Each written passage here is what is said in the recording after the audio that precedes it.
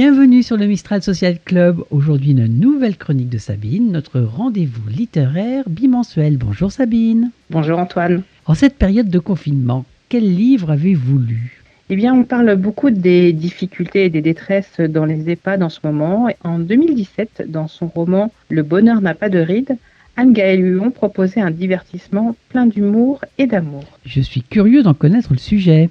C'est l'histoire de Paulette. Elle a 85 ans et elle rêve d'une maison de retraite grand luxe dans le sud de la France. Elle va feindre la démence pour que son fils la place, mais manque de chance, elle échoue dans une auberge au beau milieu de nulle part. On va donc suivre ses péripéties. Tout à fait Antoine, car Paulette n'a qu'une idée en tête, quitter ce trou perdu le plus vite possible. Mais elle va devoir composer avec les autres résidents, leurs curiosités et aussi leurs secrets. Des rencontres qui vont changer la vie de Paulette.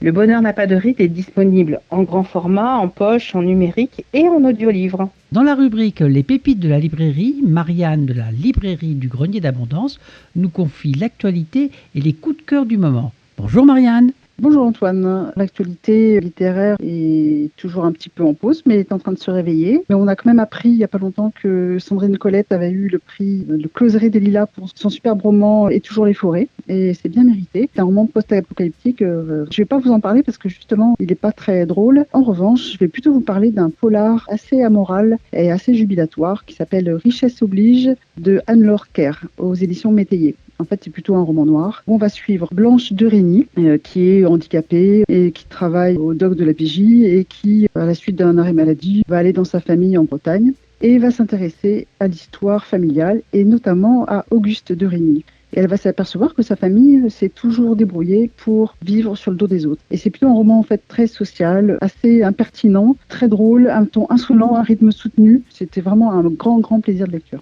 Et ça s'adresse à tout le monde ? Oh oui, grand public. Il faut aimer l'humour noir.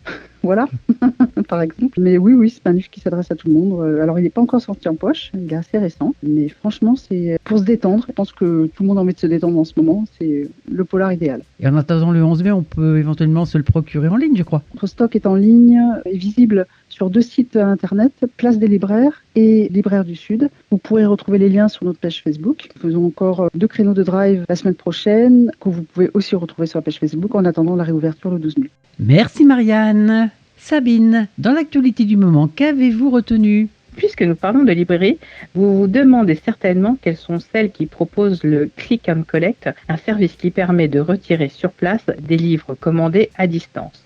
Eh bien, le magazine Livre Hebdo les a recensés sur une carte interactive afin que vous puissiez trouver la plus proche de chez vous. Alors, cliquez et lisez. Sabine, quelle initiative littéraire a retenu votre attention cette semaine ? Les éditions Charleston présentent un recueil de nouvelles numériques qui s'intitule « Emmenez-moi ». Pour chaque vente, 1 € sera reversé au collectif Protège ton soignant, une publication solidaire pour soutenir les soignants face à l'épidémie. 10 nouvelles dans lesquelles les auteurs invitent le lecteur à l'évasion, au voyage. Emmenez-moi est disponible dès à présent au prix de 4,99 € sur le site Charleston et sur toutes les autres plateformes numériques dès le 13 mai.